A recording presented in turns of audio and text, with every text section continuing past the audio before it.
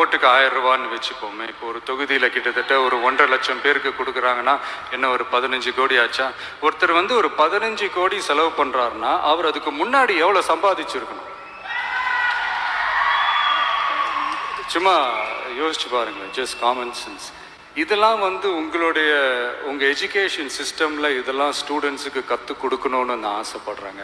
ஒன்றும் இல்லை, தமிழ்நாடு முழுக்க இருக்கிற ஒவ்வொரு மாணவ மாணவிகளும் அவங்கவுங்க பேரண்ட்ஸ் கிட்ட போய் அப்பா அம்மா இனிமே காசு வாங்கிட்டு ஓட்டு போடாதீங்கன்னு சொல்லி பாருங்க. சும்மா ட்ரை பண்ணி பாருங்க. ட்ரை தானே இது.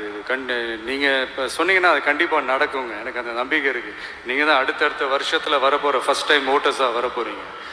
ஸோ இதை நான் ஏன் இதை கனெக்ட் பண்ணி சொல்கிறேன்னா, இது எப்போ நடக்குதோ அப்போ தான் உங்களுடைய அந்த கல்வி முறையே வந்து ஒரு முழுமை அடைஞ்சதா.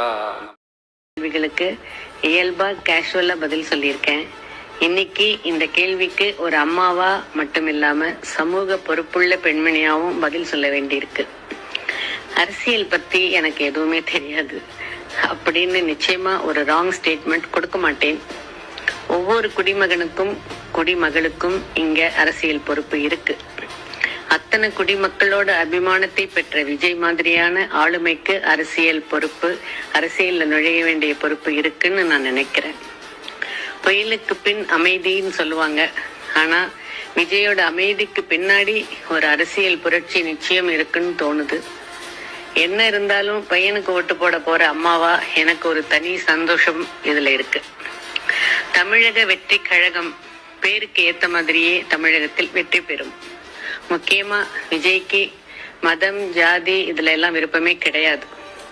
அவருக்கு பின்னாடி நிக்கிற எல்லாரும் வாழ்க்கையில் முன்னாடி வரணும்னு நினைப்பாரு. நிச்சயமா அவரோட ரசிகர்கள் இன்னைக்கு தொண்டர்களாக மாறி இருக்காங்க. கூடிய சீக்கிரம் தலைவர்களாகவும் மாற போறாங்க.